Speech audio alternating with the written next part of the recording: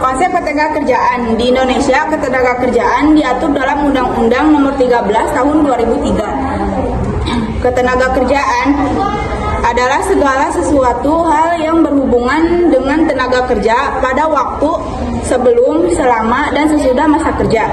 Hal-hal yang berhubungan dengan tenaga kerja terdiri dari 4. Yang ke-1, tenaga kerja.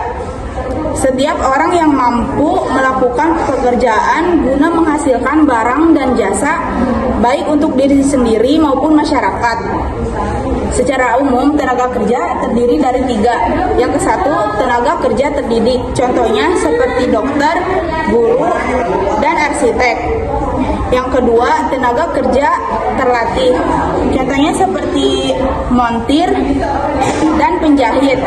Lalu yang terakhir, tenaga kerja tidak terdidik. Contohnya seperti kuli dan tukang beca.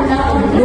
Angkatan kerja. Angkatan kerja merupakan penduduk, baik perempuan maupun laki-laki dalam usia produktif yang berumur antara 15 sampai 64 tahun yang sedang bekerja maupun mencari pekerjaan. Jadi, angkatan kerja adalah bagian dari tenaga kerja. 3. Kesempatan kerja. Kesempatan kerja merupakan suatu keadaan yang menggambarkan tersedianya lapangan kerja yang siap diisi oleh para pencari kerja. Di Indonesia, kesempatan kerja dijamin dalam pasal 27 ayat 2 UUD 1945. 4. Pengangguran.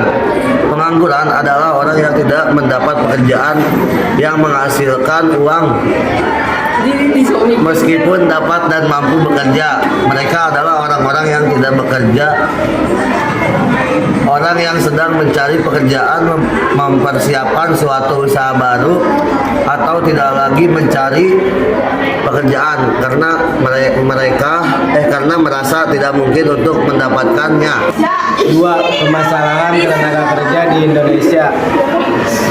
Sektor ketenaga kerja di Indonesia memiliki beberapa pendapat pekerjaan yang menghasilkan uang meskipun dapat dan mampu bekerja. A. Masalah yang dihadapi tenaga kerja. Berikut berbagai bentuk masalah tenaga kerjaan yang sering dihadapi oleh tenaga kerja di Indonesia. 1. Jumlahnya angkatan kerja yang tidak sebanding dengan keempat kerja. 2. Mutu tenaga kerja yang relatif rendah. 3. Persebaran tenaga kerja yang tidak merata. 4. Pengangguran. 5. Kurang sesuai kemampuan tenaga kerja pekerjaannya. 6. Rendahnya upaya yang diterima oleh tenaga kerja. 7. Kurangnya perlindungan terhadap tenaga kerja. 8. Waktu kerja yang tidak sesuai dengan harkat dan merambat kemanusiaan. 9. Hubungan kerja yang kurang harmonis. 10. Kesejahteraan dan kesehatan pekerja yang belum dihentikan secara optimal. Upaya pemerintah dalam mengatasi masalah-masalah ketenaga kerjaan. Usaha-usaha yang dilakukan oleh pemerintah untuk mengatasi masalah-masalah ketenaga kerjaan adalah sebagai berikut. 1. Memperluas kesempatan kerja. 2. Mempermudah proses perekrutmen tenaga kerja. 3. Membatasi pengangguran tenaga kerja asing di Indonesia. 4. Meningkatkan kualitas angkatan kerja. 5. Meningkatkan kualitas tenaga kerja. 6. Menetapkan kebijakan pengupahan.